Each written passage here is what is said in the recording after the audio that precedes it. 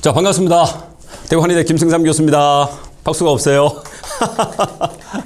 자, 온라인에서 이렇게 찾아뵙게 됐습니다. 원래는 대면으로 해야 되는데 코로나19 상황 때문에 어쩔 수 없이 이렇게 오프라인으로 만나지 못하고 온라인으로 만나게 된 점 좀 양해 바라시고, 그렇지만은 시간이 한 40분 정도 짧고 강렬하게 들어갈 겁니다.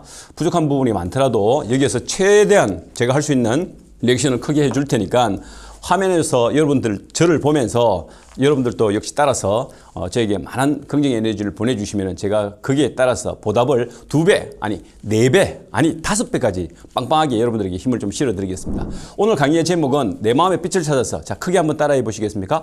내 마음의 빛을 찾아서. 시작. 오케이. 해야죠. 다시 한번 해보겠습니다. 이게 왜냐면은 내가 좋은 긍정의 에너지를 바깥으로 발산하는 이미지가 있기 때문에 따라해 주시면 상당히 좋습니다. 자, 크게 들으시면서 따라해 주시면 되겠습니다. 오늘 강의의 제목은 내 마음의 빛을 찾아서. 시작. 내 마음의 빛을 찾아서. 목소리 봐라. 자, 맨 마지막에 해시태그가 긍정의 힘이라고 좀 붙여봤습니다. 코로나19 때문에 많이 힘든 상황이죠. 자, 그럼에도 불구하고 내 스스로가 주문을 외우듯이 긍정의 에너지를 계속 생각하고 떠올리고 그 다음에 다시 리마인드 시킨다면은 아무리 어려운 시련이라도 그것을 극복할 수 있다, 이런 말씀을 꼭 드리고 싶어요. 자, 왜 그러느냐? 이유가 있을까요? 이유가 있습니다. 제가 대구 한의대학교 상담심리학과지지 않습니까? 요번에 코로나19 때문이 아니더라도 정말로 많은 그 공간에서, 많은 또 도처에서 많은 사람들이 저한테 전화를 주십니다. 왠지 모르게 좀 너무 우울하다, 또 슬프다, 내가 원래 그런 사람이 아니었는데 너무 많이 힘들다, 이런 전화를 너무 많이 받았어요. 그렇게 해서 고민을 했죠. 어떻게 하면 많은 사람들에게 동시에 큰 기쁨을 줄 수 있을 것인가 고민을 하던 차에 마침 대구의 교통방송국에서 전화가 왔어요. 교수님, 대구의 신천지 관련 여러 가지 사건도 있고 대구 시민들이 마음의 상처가 너무나 큰데 교수님께서 일주일에 딱 한 번만이라도 특강을 좀 해주시면 안 되겠습니까? 이런 요청을 제가 받았어요. 고민을 좀 했죠. 일주일에 한 번씩 원고를 A4용지 한 5장을 쓴다는 게 쉽지는 않지 않습니까? 자, 그럼에도 불구하고 제가 오케이라고 한 이유는 딱 한 가지가 있습니다. 그분들에게 제가 가지고 있는 이 에너지를 조금이나마 나누어주고 그분들이 힘을 가질 수만 있다면은 제가 갖고 있는 이 능력, 작은 능력이라도 보탬이 되지 않겠느냐 싶어서 지금 벌써 20회차 이어가고 있습니다. 많은 분들이 전화를 주십니다. 교수님 강의 덕분에 힘을 얻었다. 교수님 강의 덕분에 또 삶의 의미를 찾았다. 또 뭐 생존의 이유를 찾았다. 이런 분들이 많습니다. 그래서 오늘 제가 짧고 강렬하게 여러분들에게 내 마음을 찾는 방법, 빛을 찾는 방법을 알려드리도록 하겠습니다. 자, 슬라이드를 한번 보시겠습니다. 지금 현재 여러분들 그 PPT의 화면상에 슬라이드가 나올 겁니다. 세 분의 전 세계에서 가장 유명한 분 세 분을 제가 한번 올려놔 봤습니다. 자, 마이클 샌델 교수, 그리고 밑에 있는 분은 탈 벤시아르 교수, 그리고 맨 마지막 밑에 계신 분은 셀리 케이균 교수, 세 분입니다. 이 세 분을 제가 여러분들에게 오늘 추천하는 이유가 있습니다. 그 이유가 뭘까요? 이분들이 강의하는 강의 내용을 보면은 이분들이 이 사회에서 던지는 메시지가 압축되어 있습니다. 전 세계에서 가장 유명한 교수님들이 맞습니다. 맞는데 정말 강의를 정말 잘하는 교수님들은 아니에요.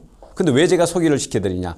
강의를 잘하는 교수님들과 수많은 학생들과 수많은 사람들을 감동시키는 교수님은 다른 문제입니다. 그렇죠, 여러분? 여러분들 주변에 말을 정말 잘하는 사람이 있잖아요. 그런데 사람들을 감동시키는 사람들은 강의를 조금 못하지만은 울컥하고 와닿는 부분들이 있을 겁니다. 그걸 말씀을 드리는 겁니다. 이 세 분의 교수님은 두 분은 하버드 대학 교수님이고 한 분은 예일 대학 교수님이에요. 학력은 빵빵하죠. 그런데 강의를 정말 잘 하시는 분들이 아니고 수많은 사람들을 감동시키는 분들이라는 공통점이 있습니다. 자, 그래서 제가 한번 살펴봤죠.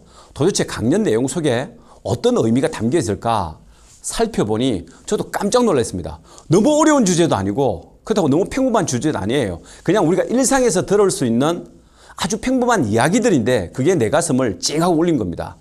대한민국에서 정말 강의를 제일 잘한다고 정평받은 제가 인정하는 교수님들입니다. 강의를 잘하는 교수님이 아니에요. 수많은 사람들을 감동시키는 교수님들이다. 이런 말씀을 꼭 드리고 싶습니다. 마이클 샌델 교수 들어보셨죠? 한국에 8년 전 우리나라의 정의란 무엇인가 이 콘텐츠를 가지고 우리나라 사람들을 깜짝 놀라게 한 사람입니다. 자, 그런데 이 사람이 말하고 있는 이 자스티스 정의에는 여러 가지 의미가 압축되어 있는데 그 중에서 여러분 잘 아시겠지만은 로마 시대 때 오연주 중에 마지막 황제 마르쿠스 아우렐리우스 황제라고 하시는 분이 계십니다. 그분이 관련된 영화가 있습니다. 자, 혹시 어떤 영화가 기억나십니까? 마르쿠스 아우렐리우스와 관련된 영화. 얼마 전에 했던 영화인데 글래디에이터라고 하는 영화 혹시 들어보셨죠? 리틀리 스콧 감독이 만들었는데 거기에 나오는 주인공이 러셀 크로우가 나오는데 거기에 나오는 주인공이 여러분 막시무스 장군이라는 사람입니다. 자, 막시무스 장군은 누구냐? 인간이 가져야 될 4가지 덕목이 있습니다. 완벽한 인간이 되기 위해서 4가지 덕목을 마르쿠스 아우렐리우스가 주창을 했는데 첫 번째가 무엇을 가져야 되냐? 완전체 인간이 되기 위해서는 4가지 덕목 중에서 첫 번째가 바로 선과 악을 구분할 수 있는 지혜를 가져야 된대요. 자, 어떤 지혜냐라고 묻는다면은 justice, 정의에 입각한 지혜여야만 한다. 이 2가지입니다. 하나는 지혜, 하나는 정의. 자, 정의가 여기에 나오는 겁니다. 만약에 정의가 사라졌을 때는 어떻게 할 것이냐? 그것을 되찾아올 수 있는 용기가 필요하다. 용기. 이 3가지가 정말 아름다운 덕목이죠. 지혜, 정의, 용기. 얼마나 이 시대를 관통하는 핵심적인 키워드입니까? 그럼에도 불구하고 하나가 빠지면 안 된다. 그게 뭔지 알죠? 여러분, 마르쿠스 아우렐리우스는 맨 마지막 가장 아름다운 가치, 가장 소중한 가치를 절제의 힘으로 꼽았습니다. 그래서 이 4가지를 다 가지고 있는 사람을 영화 속에서 캐낸 거예요. 그 사람이 누구냐? 바로 막시무스 장군입니다. 에이, 영화니까 그렇죠. 우리나라에 그런 사람이 어디 있어? 그래서 제가 찾아봤습니다. 이 4가지를 다 가지고 있는 사람이 과연 우리나라에 있을까? 찾아보니까 실존 인물로 있는 거예요.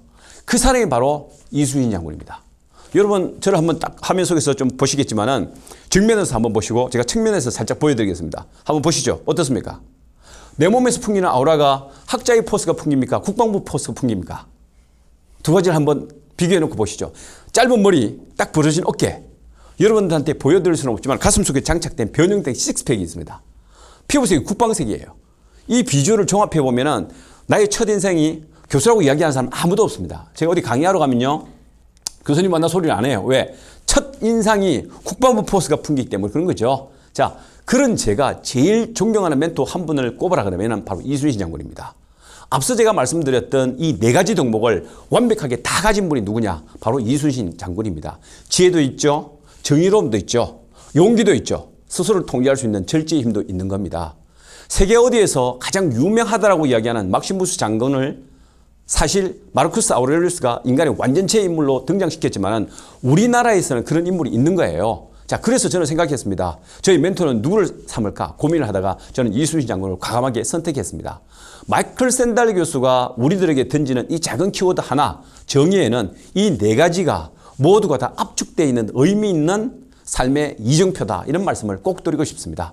자, 그리고 맨 밑에 가운데 있는 분을 보시면은 탈벤샤르라고 되어 있죠. 요 분을 여러분들 별표 2개, 당구장 2개 이렇게 좀 새겨주시기 바랍니다. 왜 이런 말씀을 드리냐? 이분이 강의하는 하버드에서 강의하는 키워드가 상당히 재밌습니다. 뭐죠? 행복 강의예요. 와우! 생각해 보시죠. 여러분 대학교가 전국에 181개 산인제 대학이 있는데 거기에 있는 전국에 있는 산인제 대학을 제가 다는 아니지만은 많은 대학을 돌아다니면서 강의를 나갑니다. 대학 교수님들 교수법 강의를 나가는 거죠. 교수님을 강의하는 교수님이 닉네임이 바로 줍니다. 그런데 제가 갈 때마다 물어봐요. 혹시 교수님 학교에 교양 과목 중에서 행복이란 강의가 개설되어 있습니까? 라고 물어보면 전혀 없대요. 제가 다니는 대학에서 서울대학교부터 시작해서 저기 제주대학까지 다 물어봤는데도 불구하고 우리나라에서는 이런 강의 안 만듭니다. 왜? 너무 시시하거든요. 왜? 행복이라는 의미를 모르는 대학이 없지 않습니까? 모르는 젊은이들이 없지 않습니까? 그러니까 안 만드는 거예요. 자, 그런데 이 강의가 하버드 대학교에서 개설되었습니다. 놀라운 사실은 첫 번째 오리엔테이션 때 이 강좌를 신청한 학생이 고작 6명밖에 안 됩니다. 왜? 별로 시시하죠. 왜? 지식도 없고 정보도 없죠. 하버드 학생들 중에서 전 세계에서 가장 똑똑한 아이를 모아놨는데 사실 행복이라는 가치를 모르는 학생들은 없지 않습니까? 그런데 정말 놀라운 사실이 벌어졌습니다. 뭐냐? 오리엔테이션 강의가 끝나고 그 다음 주에 본 수강 신청을 들어가는데 와우! 나중에 개설을 딱 해보니 몇 명이 더 업그레이드가 됐느냐? 뒤에 0이 하나 더 붙었어요. 최초에 6명이 신청했다고 그랬죠? 그러면 본 수강 신청 때 몇 명이 됐죠? 60명이 늘어난 겁니다. 그냥 물어봤죠. 왜 이렇게 많이 지원했어요? 물어보니까 세상에 그 학생들이 첫 번째 시간에 탈벤샤르 교수가 했던 이야기를 듣고 너무나 감동을 받아서 책 속에 들어있지 않는 삶의 의미와 그다음에 생존의 이유들이 이 탈 벤샤르가 정말 감동적이게도 정말 재미있게 이야기를 해주시는 거예요. 그래서 수많은 학생들이 야 이거는 내가 공부해야 될 지식과 정보의 범주를 뛰어나서 삶의 이정표로서 삶의 목표로서 반드시 들어야 되는 강의다. 이렇게 해서 수강 신청했는데 60명이 수강 신청을 했던 거예요. 그런데요 여러분 더 놀라운 사실은 1학기 때 강좌가 개설되고 나서 너무 인기가 좋아서 2학기 때 학생들이 요청이 와서 또 개설을 했습니다. 근데 거기에는 몇 명이 수강 신청했느냐? 뒤에 0이 하나 더 붙었습니다. 6개월이 지났는데 몇 명? 무려 600명이 신청했습니다. 그런데 더 놀라운 사실은요. 1년이 딱 지나고 나서 다음 해에 개설되는데 또 0이 하나 더 붙었습니다. 몇 명이죠? 몇 명이죠? 큰 소리로. 6,000명이 늘어났습니다. 그래서 더 이상 학교에서 수용이 안 되니까 그 인기도가 바깥으로 나가게 된 겁니다. 자, 그런데 여기에서 참 재밌는 이야기가요. 자, 해피어 행복 강의를 하시면서 이분이 항상 내세우는 행복의 레시피 조건이 있습니다. 요즘 집밥, 혼밥, 그 다음에 이제 음식 레시피 과정들이 TV에서 많이 뜨죠. 마찬가지입니다. 행복을 먹기 위해서 행복을 내가 섭취하기 위해서 어떤 레시피를 만들면 좋을까라고 해서 이분은 강의 속에 레시피를 이름을 붙여서 행복 레시피 6개명이라고 닉네임을 붙였습니다. 자, 그러면 여기 6가지 내가 행복하기 위한 6계명 6가지가 상당히 궁금할 겁니다. 자, 이 6계명을 여러분들 노트가 있다면 좀 적어두시기 바랍니다. 왜? 여러분들의 인생을 바꿀 수 있는 가장 중요한 6가지 레시피가 되기 때문에 그렇습니다. 어렵냐? 절대로 어렵지 않습니다. 너무나 쉽고 너무나 간단하고 너무나 간결합니다. 그런데 그 속에서 던지는 메시지는 과연 여러분들의 상상을 초월할 것이다. 저는 이런 이야기를 분명히 드립니다. 해피어 우리나라에서는 절대 만들어지지 않았습니다. 근데요 여러분 작년에 우리나라의 모 대학에서 이 강좌가 개설됐습니다. 어느 대학에서 개설됐을까요? 대구 한의대라고 말씀하시는 분 땡 틀렸습니다. 틀렸습니다. 중요한 거는 어느 대학이냐 놀라지 마십시오. 노인복지대학입니다. 우리나라에서는 지식과 정보가 아니면 교양 수업에서 절대 이런 강좌 안 만듭니다. 노인복지대학에서 이 강좌가 만들어졌다는 것은 너무 늦다는 뜻이죠. 하버드 대학에서 20대 젊은 아이들에게 이 강좌를 만들었는데 우리나라 대학에서는 노인복지대학에서 이 강좌가 만들어졌다는 것은 행복의 가치를 느끼기에 너무 늦은 나이다. 물론 늦지는 않았겠지만 너무 안타까운 나이다. 저는 개인적으로 이렇게 말씀을 드리는 겁니다. 자, 그러면 6계명 레시피가 도대체 어떤 거기 때문에 교수님이 이렇게 힘주어서 너서리를 많이 떨면서 이야기하느냐? 간단합니다. 자, 행복하기 위한 첫 번째 미션. 첫 번째 계명은 뭐냐? 나의 기분, 나의 감정을 절대 억압하지 마라. 그러니까 내가 슬프면은 슬픈 표정을 짓고 내가 기쁘면은 기쁜 표정을 지어라. 가면성 우울로 살지 마라. 이겁니다, 여러분. 지금 코로나19 때문에 코로나 블루를 지나서 코로나 레드 상황까지 가고 있지 않습니까? 성인들 10명 중에 8명은 우울감을 느낀다 그래요. 그래서 저는 항상 이야기합니다. 우울감은 감기고 우울증은 독감이고 그 다음에 여기에 독감을 방치했을 때는 불안장애, 공황장애가 온다. 이런 이야기를 합니다. 그래서 우울증을 절대 방치하지 마라. 그래서 우울증의 첫 번째 미션이 뭐냐? 내 감정을 스스로 억압하고 통제하는 것이다. 그래서 탈 벤샤르는 그걸 알았나 봐요. 저처럼 심리학과 교수님도 아닌데도 불구하고 내 감정을 절대 엉두르지 말고 감면성 우울에 빠져들지 마라. 이런 이야기를 하고 있습니다.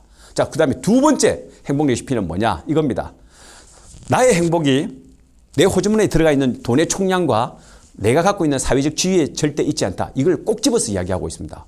우리는 많은 사람들이 무엇을 위해서 살죠? 물어보면요. 집을 위해서 삽니다. 서울의 아파트를 위해서 살죠.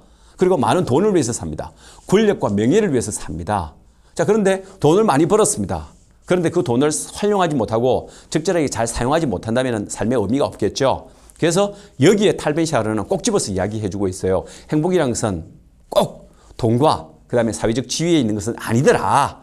그러면서 세 번째를 연결시키고 있습니다. 행복이란 어디에 있죠? 이렇게 물으면 행복이라는 것은 바로 즐거움과 의미가 만나는 그 중간에 행복이 있더라. 즐거움에 있는 것도 아니고요. 의미에 있는 것도 아니고요. 이 중간 사이에 있다고 합니다. 이게 뭐냐? 자, 내가 좋아하는 일들이 많아요. 내가 즐거운 쾌락들이 많습니다. 술을 먹어도 좋죠? 그렇죠? 그 다음에 담배 피워도 좋죠? 그 다음에 우리가 흔히 할 수 있는 게임에 빠져도 좋죠? 그런데 좋은 것을 갖다 추구하다 보면 우리가 쾌락주의자가 되죠. 중독에 빠지게 됩니다. 그래서 반드시 여기에 우리의 경고의 의미에서 경계의 의미에서 삶의 의미를 담아라라고 하는 겁니다. 내가 즐거운 일을 하되 누군가가 감동받고 누군가가 행복할 수 있는 일을 동시에 접점해서 하면은 행복 추구가 된다. 이런 뜻입니다. 이게 행복 레시피 6계명 중에서 3가지예요. 자, 그러면 4번째, 5번째, 6번째가 의미 있는데 4번째는 이겁니다. 심플, 단순하게 살아라. 자, 요번에 코로나19 때문에 모 TV에서 사회자가 20대 젊은이 애들에게 이런 질문을 했다 그래요. 어떤 질문을 했냐? 지금 당신이 가장 하고 싶은 게 뭐냐? 이렇게 물었어요. 사회자가 그렇게 물었는데 그 20대 젊은 친구들이 뭐라고 했느냐? 딱 2가지를 이야기했어요. 하나는요, 친구들과 커피를 마시면서 마음 편하게 눈치 안 보고 수다를 마음껏 떨고 싶다. 이런 이야기를 했고요. 그 다음에 2번째는 가족들과 정말로 눈치 안 보고 손잡고 산책을 마음대로 갔으면 좋겠다. 이런 이야기를 했습니다. 여러분에게 한번 물어보겠습니다. 커피숍에서 커피 마시는 거, 수다 떠는 거, 그 다음에 산책하는 거, 이게 여러분들 소원이었던 적 단 한 번에도 있습니까? 아니었죠. 왜 제가 이런 말씀을 드리느냐? 우리는 이전에는 느끼지 못했던 너무나 소소하면서 너무나 가치 없는 것들이, 평범한 것들이 지금은 너무 소중한 가치가 되었다는 겁니다. TV 프로그램을 보시면은 TV 프로그램 중에서 신박한 정리라고 있죠. 신박한 정리가 먼저 너무나 많이 쌓아놓는 겁니다. 너무나 많이 쌓아놓는 데서 거기 나온 프로그램의 키워드들은 내가 갖고 있는 자질구레한 것들을 비워내는 작업을 하는 게 바로 신박한 정리입니다. 자, 그렇게 해서 정리를 하고 보니까 너무나 좋아해요. 만족해요. 왜? 버리지 못하는 겁니다. 그럼 행복이란 것은 무엇이냐? 단순하게 살아라는 뜻은 내가 평상시에 살아왔던 나의 모든 경험들 중에서 기억해야 될 것과 가치 있는 것을 분류를 하라는 뜻입니다. 그렇게 해서 별로 중요하지 않은 것들, 그리고 나의 불쾌한 감정들을 싹 정리하고 비우는 마음의 연습을 하라는 뜻입니다. 풍선을 한번 훅 크게 한번 불어보신 적 있죠? 빵빵해진 풍선은 예민해집니다. 그렇죠? 조그마한 날카로운 것들이 주변에 살짝만 건드려도 빵 하고 터져버립니다. 그래서 저는 항상 이야기를 하죠. 바람을 살짝만 빼라라고. 바람을 살짝 빼면 어떻습니까? 말랑말랑해지면요, 실제로 가시가 이렇게 다가와도 이게 터지지가 않습니다.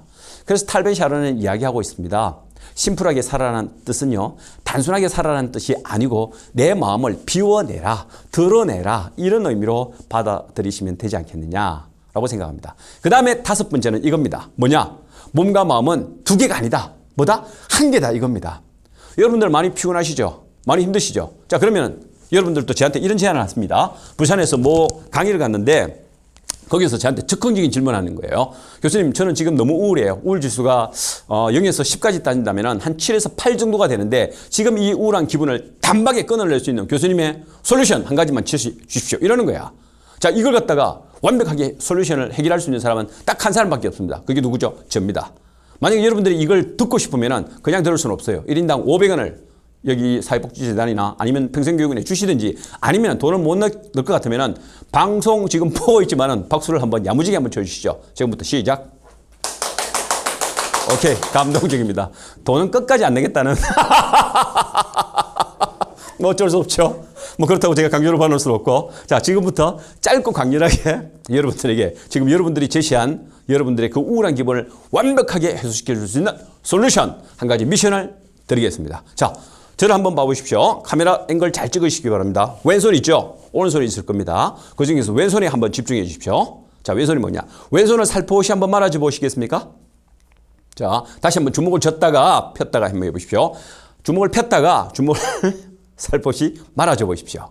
말아주시면요, 새끼손가락과 약지손가락의 중간 부위가 있습니다. 끝나는 중간 부위 있죠? 그 중간 부위를 반대손 엄지를 가지고 눌렀다가 떼보시면은 대략 요 위치가 나올 겁니다. 나오시죠? 자, 다시 한번 설명드리겠습니다. 이거 2번 리바이벌은 없지만 여러분들의 AS를 위해서 제가 꼼꼼하게 설명을 드리겠습니다. 주먹을 살포시 말아주시면은 새끼손가락과 약지손가락, 그러니까 5번째 손가락과 4번째 손가락이 끝나는 중간 부위를 반대손 엄지를 가지고 눌렀다가 떼보십시오. 그러면 대략 요 위치가 나올 거예요. 자, 요 위치가 맞습니까? 맞으면 머리를 좀 끄덕거려 주십시오. 오케이. 여기를 세게 한번 꼭 눌러보세요. 자, 세게 눌렀는데 혹시 통증이 안 느껴지시는다 하시는 분 손 한번 들어보시오. 자, 나는 눌렀는데 안 아프다. 자, 지금 2분이 손을 드셨습니다. 눌렀는데 안 아프면 여기 앉아있을 이유가 없습니다. 왜? 이분들은 무통증 환자이기 때문에 지금 곧바로 병원에 뛰어가십시오. 세게 누르라고 했는데 안 아픈 사람들이 왜 강의를 듣습니까? 자, 농담입니다. 아픈 통증이 느껴질 정도로 눌러란 뜻입니다. 자, 누르는데 어떻게 누르냐? 1초에 한 번 정도 세게 눌렀다가 힘을 뺐다가 힘을 줬다가 힘을 뺐다가를 1초에 한 번 정도 해서 10번까지 하시는 거예요. 그런데 하나에서부터 10개까지를 숫자를 헤아리면서 하는 거예요. 자, 저처럼 한번 따라해 보십시오. 시작. 하나, 둘, 셋, 넷, 다섯, 여섯, 일곱, 여덟, 아홉, 열. 자, 열을 크게 외칩시오. 반드시 하나에서부터 10개까지 외치라고 했는데 꼭 마지막에 10 이런 사람이 있어요. 이런 사람은 뒤지게 맞을 거예요. 왜 말을 안 듣습니까? 하나에서부터 10개까지 하는 거예요. 자, 그러면 여러분들이 여기서 제가 여러분들에게 드린 미션 중에서 3가지 키워드가 있습니다. 교수님, 왜 하필이면은 우리 몸에는 361개의 혈자리가 있는데 왜 하필이면 여기를 누르십니까? 이게 첫 번째 미션이고요. 그 다음에 두 번째는 왜 하나에서부터 10까지 숫자를 헤아리죠? 이게 이제 의문점 미션 두 번째고, 세 번째는 왜 맨 마지막에 열이라고 크게 소리를 외칩니까? 이게 중요한 관전 포인트입니다. 이게 제가 말씀드렸던 앞에 있었던 불안감을 완벽하게 차단시키는, 우울감을 차단시키고 불안감을 차단시키는 솔루션, 하나의 몸짓 언어 치료 방법입니다. 자, 왜 하필 여기냐? 우리가 경주 지진, 포항 지진, 코로나19 때문에 제가 전국을 다 다녀서 심리치료 방역을 해드렸습니다. 그런데 많은 분들이 저한테 뭘 호소하시냐면은 저는 상담을 하러 갔는데 저에게 몸의 피로도와 몸의 정상을 호소해요. 교수님, 너무너무 놀라서 제가 소화가 안 돼요. 교수님, 제가 너무너무 놀라서 잠을 못 자겠어요. 불면증. 그리고 계속 불편한 진실들이 계속 생각이 나요. 그 다음에 머쓱거림이 올라옵니다. 그다음에 통증이 막 와요. 이런 식으로 이야기를 합니다. 그래서 그걸 어떻게 하면 극복시킬 수 있을 것인가 고민을 하다가 제가 만든 기법이란 거 아니겠습니까? 그런데도 박수가 없다는 거 아니겠습니까? 박수를 야무지게 쳐야죠. 자, 361개의 혈자리 중에서 왜 하필 이 혈자리냐? 이유가 딱 한 가지입니다. 그 이유가 뭐냐? 이겁니다. 자, 우리가 경기했을 때, 놀랐을 때 우리가 약을 먹습니다. 무슨 약을 먹죠? 자, 우황 땡땡땡 시작. 우황청심환. 오케이, 맞습니다. 우리가 경기하거나 놀라거나 그다음에 충격을 받았을 때 우리가 먹는 약이 우황청심환입니다. 맞죠? 그래서 지금 여러분들이 누르고 있는 요 혈자리가 한약 색을 찾아보니까 일명 별명이 우황청심환 혈이라고 합니다. 그래서 여러분들이 제가 지금 드렸던 미션대로 여기를 눌러서 10번 정도 정확하게 마사지를 하시면은 우황청심환 하나를 먹은 효과와 똑같은 진정 효과가 있고 내 안에 있는 열, 이 긴장성, 내열을 바깥으로 발산시키는 최고의 압통점이 바로 여기 혈자리다라는 말씀을 드리고 싶습니다. 자, 그러면은 일명 우황청심환 혈이라고 하는데 교수님, 진짜 명칭이 따로 있습니까? 있지요. 그 명칭을 알려드려야 되겠죠. 자, 그래서 그 명칭을 제가 알려드릴 테니까 두 번 하진 않겠습니다. 한 번에 큰 소리로 말씀을 해주시기 바랍니다. 자, 이 혈의 명칭은, 자, 발을 굴리면서 두구두둑, 이 혈의 명칭은 따라하십시오. 자, 소불알 혈이라고 합니다. 자, 소불알 혈이라고 하면 상당히 좀 당황스러울 텐데 실제 소불알 혈은 아니고 제가 여러분들에게 외우기 쉬우라고 소불알 혈이라고 알려드린 겁니다. 제가 실제로 경주 시진 갔을 때 할머니, 할아버지들이 너무 많이 놀라셨어요. 그래서 이 혈자리를 알려드리는데 제가 할머니 이 혈자리는 소불알 혈이에요 라고 웃으면서 알려드렸더니 한 분이 저한테 뭐라고 하느냐. 교수님, 그러면 개불알 혈은 없어요? 막 웃어요. 자, 그런데 그렇게 해서 알려드리니까 할머니들이 이걸 안 잊어먹어요. 1년이 지나고 나서 그 다음에 다시 경주에 찾아갔는데 어느 할머니가 저를 딱 보더만은 한다는 소리가 이름도 몰라요. 근데 얼굴은 기억나. 그래서 부르는 말이 저 소불알 교수님 맞다 이렇게 이야기하시면서 여기를 누르시는 거예요. 자, 제가 그럼 잘 가르쳐 드린 거예요? 못 가르쳐 드린 거예요? 잘 가르쳐 드렸죠. 여기서 박수가 한번 더 터지셔야 되는 겁니다. 참 박수 하나는 야무지게 친다. 자, 요 혈자리를 일명 뭐라고 하느냐. 앞에 글자 소불알 혈의 첫 글자만 따로 떼면 소부혈이라고 그래요. 적을 소자, 모일 부자.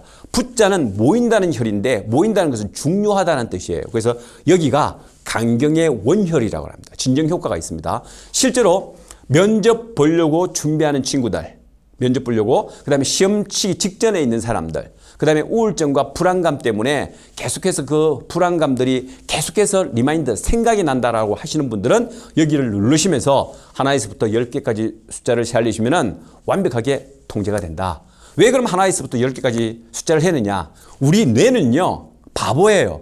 동시에 두 가지를 생각을 절대로 못합니다. 그래서 끊임없이 엄습해오는 불안감을 차단시키기 위해서는 이걸 누르시면서 숫자를 하나, 둘, 숫자에 집중하면은 내가 나에게 공격해왔던 이 불안 심리가 중간에 차단되고 리셋되고 그 다음에 업로드되는 가장 중요한 핵심 키워드이기 때문에 그렇습니다. 이런 말씀을 드리겠습니다. 아시겠죠? 자, 그럼 맨 마지막에 왜 열이라고 뻥 큰 소리를 치느냐? 이유가 있느냐? 이유가 있죠. 왜? 불안 심리는 내 안에 내재되어 있는 축적되어 있는 엉어리예요. 이걸 바깥으로 뻥 발산시키기 위해서는 열이라고 큰 소리를 뻥 치게 되면 내 안에 있는 불안 심리가 바깥으로 나가면서 자신감이 업로드 됩니다. 아시겠죠? 그래서 이유 없이 만든 게 아니고 요 기법이 대구 한의대학교의 우리 한의과 교수님, 그 다음에 물리치료과 교수님, 놀이치료과 교수님을 제가 모아서 제가 중심이 돼서 만들었던 여러 가지 프로그램 중에서 하나의 심리치료 요법이다. 이걸 여러분들에게 알려드리는 겁니다. 감사하죠? 이런 강의를 어디서 듣겠습니까? 대구 한의대학교 김승삼 교수가 아니면 절대로 들을 수 없는 엄청난 노하우죠. 여기 이제 탈베샤르의 5번째 레시피에 살짝 제가 양념으로 들어간 겁니다. 자, 그러면 교수님, 몸과 마음은 하나가 아니다. 자, 두 개가 아니다. 하나라는 거 말씀을 했습니다. 자, 행복 레시피 6개명이 상당히 궁금할 겁니다. 야, 1분부터 5분도 상당히 괜찮았죠? 재밌었죠? 의미 있었죠? 그런데 더 중요한 게 있습니다. 뭐냐? 맨 마지막 행복 레시피 6개명입니다. 이거는요, 제가 사실 들어도 상담을 하는 사람으로서, 심리를 하는 사람으로서, 야, 이거는 정말 탁월한 레시피다, 이런 생각이 듭니다. 자, 마지막 6계명이 무엇이냐? 이겁니다. 매사에 감사하라, 이겁니다. 어떻게 보면 우리는 감사함을 잘 모르고 사는 것 같아요. 저에게 찾아오는 많은 상담, 내담자들이 있습니다. 상담을 받으러 오시는 분들이 있죠. 사실 계층이 다양합니다. 학생들도 있고, 대학생들도 있고, 심지어는요, 초등학생들도 있어요. 그리고 어른들도 있고 주부 스트레스 때문에 오는 아주머니들 계시고 심지어는 아주 나이가 드신 고령층도 있습니다. 근데 그분들이 공통적으로 찾아오시는 게 뭔지 아십니까? 이겁니다. 특히 부부 두 분이 딱 왔을 때 항상 저한테 요구하는 게 있습니다. 여러분 참 재미가 있어요. 뭔지 아십니까? 두 분이 딱 들어왔을 때 저분은 화해가 되겠다. 저분들은 도저히 안 되겠다 하는 걸 제가 저만의 알아차림 그 작은 팁이 있습니다. 뭐냐? 들어오는 순간 부부가 눈빛을 교환하면은 이거는 효과가 있습니다. 심리치료 효과가 있어요. 그런데 딱 들어오는 순간부터 앉는 순간 끝날 때까지 눈빛을 절대로 교환 안 하시는 분들이 있어요. 그분들은요, 상담 10회기 내내 참 어렵게 이어집니다. 제가 그만큼 힘들다는 뜻이에요. 눈빛을 교류한다는 뜻은요, 미워도 다시 한번 이런 애정을 있지만 이게 서로 눈빛을 교감하지 않는다는 뜻은 아예 가능성이 희박하다. 이렇게 이제 봐줄 수가 있습니다. 그분들이 저에게 와서 늘 하는 이야기가 한결같이 이런 이야기를 합니다. 제발 저 사람 좀 바꿔주세요 이래요. 부인은 남편을 바꿔달라고 그러고 남편은 부인을 바꿔달라고 그래요. 그래서 내가 물어봅니다. 상대방에게, 바꿔달라는 그분에게, 당신이 지금 갖고 있는 이 몸의 변화 중에서 가장 하고 싶은 게 뭐냐 물어보면 자기는 살 좀 빼고 싶대요. 그러면서 살 빼려고 노력을 한 지 얼마나 됐습니까? 물어보면 한 4년에서 5년 정도 됐대요. 쉽습니까? 물어봐요. 어렵대요. 그냥 그러죠. 니도 살도 제대로 못 빼면서 왜 남을 바꾸려고 그러냐? 막 웃어요. 실제 그래요. 남을 바꾼다는 거 여러분 쉬울까요? 어려울까요? 진짜로 어렵습니다. 자, 그러면 관점을 바꾸는 건 더 쉬워요. 남을 바꾸기는 쉬워도 내 자신을 바꾸기는 남들 바꾸기는 보다 훨씬 더 쉽습니다. 그래서 저는 이야기하죠. 다른 사람을 바꾸기 위해서 그 사람에게 잘해주려고 노력하지 마라. 그럼 뭘 어떻게 하면 되죠? 이렇게 물어요. 다만 그 사람들이 뭔가 잘해주려고 노력하지 말고 그 사람이 무엇을 싫어하는가를 꼼꼼하게 따졌다가 그 싫어하는 걸 줄이거나 안 하는 걸 노력해라. 이런 이야기를 합니다. 그래서 이야기하죠. 좋은 장점을 많이 찾고 내 자신에 항상 감사함을 가지면은 저절로 상대방도 바뀐다. 이런 이야기를 매사에 늘 이야기해 줍니다. 그리고 불만을 토로하는 사람들이 이런 이야기를 합니다. 상대방과 비교해서 자기는 너무 불행하다 그래요. 제게 찾아오는 많은 사람들은 전부 다 불행한 사람들만 찾아와요. 그런데 한참을 이야기하다 보면요. 자기의 장점과 강점을 A4 용지 한 장을 적어놓고 연필로 100가지를 적으라면 전부 다 그럽니다. 5가지도 없다 그래요. 근데 하나하나 제가 일부러 찝어줘요. 당신은 키가 상당히 크죠? 그것도 장점입니다. 당신은 눈빛이 상당히 선하군요? 장점입니다. 당신은 안경이 잘 어울려요? 장점입니다. 당신은 차가 있죠? 장점입니다. 자녀가 있냐? 자녀가 있대요. 당신은 자녀가 있습니다. 이것도 장점이에요. 이렇게 해서 집에서 100가지를 적고 오라면요. 적는 순간 눈물을 쫙 흘립니다. 자기가 모르고 있었던 거예요. 자기가 갖고 있는 강점과 장점이 그렇게 많다는 사실을. 근데 왜 그렇게 부족하냐? 자기가 갖고 있는 장점보다는 가지고 있지 않는 단점에 너무 집중하기 때문에 그렇더라고요. 행복이 사실 멀리 있는 게 아니더라고요. 살다 보면 301호에 사는 정숙이네나 302호에 사는 미숙이네나 거의 다 똑같습니다. 어떻게 보면요, 나보다 더 힘든 생활을 하고 있는지도 모릅니다. 남의 떡이 더 커 보이는 법이죠. 그래서 항상 맨 마지막에 매사에 감사라고 하는 것은 내가 가지고 있는 이것에 나의 재능과 나의 장점과 나의 가장 중요한 주변에 있는 것들에 감사하라, 이런 의미로 받아들이시면 될 것 같습니다. 그래서 셀리 케이건 교수가 여기에 이제 3명 중에서 맨 마지막에 무엇을 이야기냐, 데스, 죽음을 이야기하고 있다는 사실을 잊지 마시기 바랍니다. 자, 그리고 이 한 장의 사진을 좀 봐주시겠습니까? 이 한 장의 사진을 보면은 저와 관련되는 하나의 스토리입니다. 쌍둥이 2명이 있죠. 그렇죠? 왼쪽의 쌍둥이는 조금 덩치가 크죠. 근데 오른쪽에 있는 쌍둥이 아이는 조금 작죠. 저와 관련된 사진이에요. 왼쪽에 있는 사진은 제 동생이고 오른쪽에 있는 이 쌍둥이는 바로 저입니다. 저는 지금부터 여러분 믿지 않겠지만은 56년 전에 쌍둥이로 태어났습니다. 제 동생은요, 저보다 훨씬 더 덩치가 컸습니다. 태어날 때. 그래서 사실 쌍둥이가 태어나다 보니 이게 5남매지 않습니까? 아버지가 그때 경찰 파출소장이었는데 파출소장 봉급 갖고 5명의 자녀를 다 키울 수 없었나 봐요. 시골에서 힘들었겠죠. 그래서 한 명을 양자로 보내려고 그랬는데 아버지는 저를 보내려고 하셨대요. 왜? 키도 작고 덩치도 왜소하고 이러니까 저를 초이스해서 보내려고 했던 거예요. 자, 그런데 제가 못 갔습니다. 왜 못 갔느냐? 우리 동생이 태어난 지 6개월 만에 몸에 갑자기 열정이 생겨버린 거예요. 근데 이제 저희 아버지가 어디서 근무했냐면은 경상남도 하동이라고 들어보셨죠? 그 하동에서 파출소장을 하셨습니다. 오지 중에 오지입니다. 지금도 오지예요. 그곳에서 파출소장 역할을 했으니 얼마나 오지였겠습니까? 근데 거기에서 우리 동생이 갑자기 열정이 생기니까 저희 어머니가 병원 갈 시간이 없어서 인근에 있는, 마을 인근에 있는 약방에 가서 한약을 지어버린 거예요. 다려서.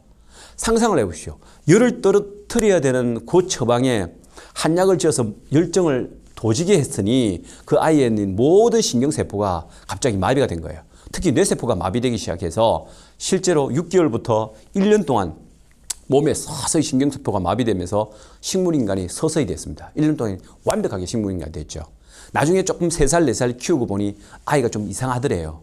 확인을 해보니까 몸에서 움직일 수 있는 유일한 부위가 얼굴 부분과 그 다음에 왼손밖에 움직이지 못했습니다. 모든 게 어머니 탓이었죠. 모든 게 어머니의 원죄였습니다. 그래서 어머니는 살아도 산 게 아니었습니다. 그때부터. 그 병명을 확인하고부터. 그래서 사실 어머니께서는 저희들에게 항상 울으시면서 뭐라고 이야기했냐면은 내가 죽기 전까지 이 자식이 먼저 죽는 걸 보고 내가 눈을 감는 게 내 마지막 소원이다. 어머니께서는 그런 말씀을 입버릇처럼 말씀하셨습니다. 그래서 사실 어머니께서는 그 약속을 지키지 못하셨죠. 왜 못하셨느냐? 잘 아시겠지만은 어머니께서는 그 약속을 지킬 수가 없었는 게 사실 40대 중반에 시골에서 김장을 해 나오시다가 이 김장독을 들고 나오시는데 사실 시골에서 김장이 얼마나 중요합니까? 그걸 들고 나오는데 옛날에 부엌이라는 것이 정지물이라는 것이 상당히 턱이 높지 않습니까? 이 장독을 들고 나오다가 그걸 못 보신 거예요. 들고 나오는 데가 턱에 걸려가지고 넘어지신 거죠. 웬만하면 그냥 넘어지시면 안 되지 않습니까? 그걸 뿌리치고 혼자만 빠져나오면 됐을 텐데 그 김장독이 뭐라고 안고 같이 넘어지신 거예요. 넘어지는 바람에 이 턱에다가 머리를 찧어가지고 머리가 깨지셨고 그 다음에 그 장독을 안고 넘어지시는 바람에 왼쪽 팔이 비틀려져가지고 손을 완전히 분질러 버린 거예요. 그래서 이제 사실 어머니께서 항상 아이를, 우리 동생을 왼손에 안고서 밥을 먹이고 대소면을 다 가렸는데 어머니가 더 이상 그걸 못 하시게 된 겁니다. 그러시면서 어머니께서는 눈물을 흘리시면서 저희들 가족, 제가 13살 때를 아직도 기억하는데 13살 때 저희들 온 가족, 제가 막내였으니 가족을 모아놓고 울면서 저희 어머니께서 눈물로 호소하시는 거예요. 내가 이 약속을 지켜야 되는데 사실 이 아이를 내가 마지막까지 돌볼 수는 없는 상황이 됐다. 그래서 형제들 중에서 누군가가 한 명이 이 아이와 함께 평생을 했으면 좋겠는데 누가 좀 도와주겠느냐 이런 이야기를 하더라고요. 그때 제 나이 13살이었습니다. 초등학교 한 5학년 정도 됐을 겁니다. 제가 무슨 철이 있겠습니까? 그런데 한 가지만 분명했습니다. 결국 그 아이의 몫은 제가 케어해야 된다는 한 가지 몫은 분명히 알고 있었습니다. 왜? 형님은 맞이기 때문에 장가를 가야 되죠. 누님 두 분이 이 아이를 어떻게 케어하겠습니까? 어릴 때부터 몸은 이게 커지지 않는데 이 몸뚱아리만 커지는 거예요. 팔과 다리는 다 말라가지고 왜소했는데 얼굴하고 몸만 커지는 거예요. 특히 성기 부분이 커지니까 누님들이 그걸 케어할 수가 없는 거예요. 대소변을 어떻게 누이며 하루에도 12번씩 그 소변을 누이게 해야 되는데 누님들이 어떻게 누이겠습니까? 그 몫은 우리 어머니와 저의 몫이었죠. 그래서 13살 때 어머니가 다치고부터는 모든 그 역할을 제가 다 해야만 했습니다. 그래서 제가 손을 들었죠. 어머니, 그것은 제 운명이다. 제가 할 수밖에 없겠습니다. 제가 하겠습니다. 그래서 사실 제가 원래 아버지가 경찰대학 출신이었기 때문에 저도 사실 여러분 보시면 알겠지만 국방부 포스가 있지 않습니까? 그래서 아버지 따라서 저는 경찰 형사가 되는 게 꿈이었습니다. 그게 참 멋있었거든요. 근데 그걸 하게 되면은 동생을 떠나서 케어를 못 하겠다는 생각이 들어서 제가 그때부터 관점을 바꾸었습니다. 동생을 끝까지 지키면서 돈을 벌면서 그 동생을 케어하면서 돈을 벌 수 있는 방법이 뭘까라고 생각해 보니 그 동생이 유일하게 제일 잘했던 부분이 왼손으로 어슬픈 손으로 그림 그리는 것이었습니다. 그래서 제가 그림을 그려서 이 동생하고 케어하면서 함께 평생을 하면 되겠다. 어린 시절에 그렇게 생각해서 제가 그림을 그리게 된 겁니다. 자, 그런데 그 동생은 저의 이 야속한 믿음과 신뢰를 저버렸습니다. 17살 때 하늘로 몸을 바꾸었습니다. 저는 아버지가 이 동생이 죽기 직전에 꿨던 꿈을 아직도 생생하게 어제 일처럼 기억하고 있습니다. 어떻게 해서 그걸 기억하느냐? 하루는 아버지가 그 병원에서 잠을 자고 있는데 하늘에서 천사 두 분이 내려오시더래요.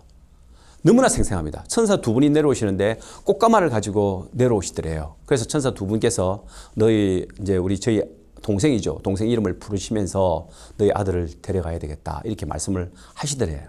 아버지가 이제 꿈인 줄은 몰랐겠죠. 동생을 뺏길 수는 없으니, 아들을 뺏길 수는 없으니 아들을 막 감추었다 그래요. 그런데 한참을 천사들과 실랑이를 하고 있었는데 고개를 딱 들어보니 어느덧 우리 동생이 그 천사들의 바구니에 타고 하늘로 올라가더래요. 아버지가 꼼짝 놀라서 나중에 고개를 들어서 깨보니 꿈이더래요. 우리 동생은 잘 자고 있었다고 합니다. 그런데 그 꿈을 꾸고 나서 정확하게 아침 새벽 3시에 바로 운명을 했다는 사실입니다. 저는 사실 그 꿈을 꾸고 아버지가 꿈 이야기를 해주시면서 그때는 흘려들었는데 시간이 지나가면 지나갈수록 그 꿈의 의미가 내 가슴 속에 항상 이게 와닿습니다. 왜 그랬냐? 동생은 저에게 제가 13살 때부터 시작해서 그 죽는 17년 그날까지 단 한 번도 빠지지 않고 대소변을 다 누웠습니다. 그럴 때마다 동생이 저한테 하는 이야기가 있습니다. 응가, 경상도에서는 형님을 응가라고 부르더라고요. 응가야 고마워. 그러면서 내가 무슨 일이 있더라도 항상 응가의 소원은 내가 어떤 일이 있어도 이 은혜를 갚을게 이런 이야기를 하는 거예요. 시간이 꽤 지났습니다. 40년, 45년이 지났음에도 불구하고 지금도 가끔 동생 꿈을 꿉니다. 물론 동생은 장애의 몸으로 나타나죠. 그 동생을 내가 지금도 케어하는 꿈을 꾸는데 정말 희한하게도 그 동생이 자기의 어떤 소원을 자기의 염원을 이루려고 그런지는 모르겠지만은 동생 꿈만 꾸면은 없던 돈이 들어와요. 최근에는 가끔씩 돈이 좀 필요할 때면은 내가 속으로 이렇게 소원을 외칩니다. 가끔 동생이 꿈속에 나타나면 안 되겠느냐 이런 꿈을 꾸는데 사실 동생은 저하고 이렇게 17년을 같이 하면서 학교를 단 한 번도 가본 적이 없습니다. 집 바깥을 한 번도 나가본 적이 없습니다. 유일하게 제가 안고 문지방을 나갔을 때가 그때가 첫 걸음이었습니다. 그럼에도 불구하고 동생은요 한글을 마스터하고 천자문을 다 마스터했습니다. 누가 가르쳤느냐? 제가 가르쳤습니다. 그럼 제가 공부를 정말 잘해서 가르칠게요. 천만의 말씀. 저는 13살 때 통신표를 받아보니까 정말 지지리도 공부도 못했습니다. 전 과목이 전부 다 가였는데 딱 3과목만 양이었어요. 미술이 양이었고 체육이 양이었고 국어가 양이었습니다. 저희 어머니가 제가 참 고마운 게 되게 보통 어머니 같으면 공부 못하는 새끼들 얼마나 야단치고 뭐라 했겠습니까? 근데 저희 어머니께서는 공부 못한 과목들에 집중한 게 아니고 제가 정말 잘한 양 3과목, 양이 얼마나 높습니까? 그런데 양 3과목, 미술, 체육, 국어 여기에 집중하는 바람에 제가 홍대 미대들을 졸업했고요. 지금 제가 전국에서 모여있는 푸시업 대회에서 1등을 했습니다. 그리고 책까지 베스트셀러가 될 뻔한 책을 썼습니다. 여기에 집중하게 만들어주신 게 저희 어머님이었습니다. 자, 그렇게 공부 못하던 제가 이 아이와 함께 소통을 하면서 호흡을 하면서 이 아이를 영재로 만들 수 있었습니다. 그게 어떻게 가능했느냐? 그렇게 공부 못한 제가 가르칠 수 있었던 것은요. 그 아이가 저한테 글을 읽어달래요. 그래서 제가 큰 책을 가지고 글을 읽어줍니다. 예를 들어서 이렇게 바둑아 놀자 이런 식으로 해서 글자를 딱딱 집어주면은 제 입모양을 보고 글자를 다 외워버리는 거예요. 글자체를 외워버리는 거예요. 그렇게 해서 한글을 뗐습니다. 천자문도 그렇게 해서 뗐습니다. 그럼 제가 똑똑해서 가르쳤을까요? 천만에 그건 아닙니다. 제가 그 아이를 케어하고 가르치게 된 결정적인 계기는요. 제가 가지고 있는 사랑의 깊이와 진정성의 힘이 그 아이로 하여금 문명을 탈출하게 하는 가장 중요한 하나의 방법이었습니다. 그 에너지가 지금까지 이어지고 있습니다. 많은 사람들이 저에게 성공 노하우를 묻습니다. 저는 매번 이야기합니다. 매 순간 작은 일에도 최선을 다하라. 매 순간 진정성을 가지고 최선을 다하면 반드시 누군가를 감동시킬 것이다. 그리고 그 감동을 받은 사람은 반드시 변화할 것이다. 이것이 바로 중용 23장에 나오는 가장 소중한 글귀였다는 사실을 저는 45년 전에 우리 동생을 통해서 경험한 바 있는 가장 소중한 기억이자 그리고 아픈 기억으로 자리매김하고 있습니다. 누군가를 변화시키고 싶습니까? 내 자신을 변화시키고 싶습니까? 그러면은 누군가를 감동시키면 됩니다. 자기 자신을 감동시키면 됩니다. 그러기 위해서는 어떻게 하면 될까요? 남들에게 최선을 다하면 된다. 그리고 나에게도 최선을 다하면 반드시 그 사람은 감동을 받고 그 사람은 변화하게 될 것이다. 이게 행복 레시피 6계명의 마지막 매사에 감사하람. 이 말과 맥락이 닿아 있습니다. 다음에는 대면 수업에서 여러분들과 함께 뜨거운 시간을 가지도록 하겠습니다. 감사합니다.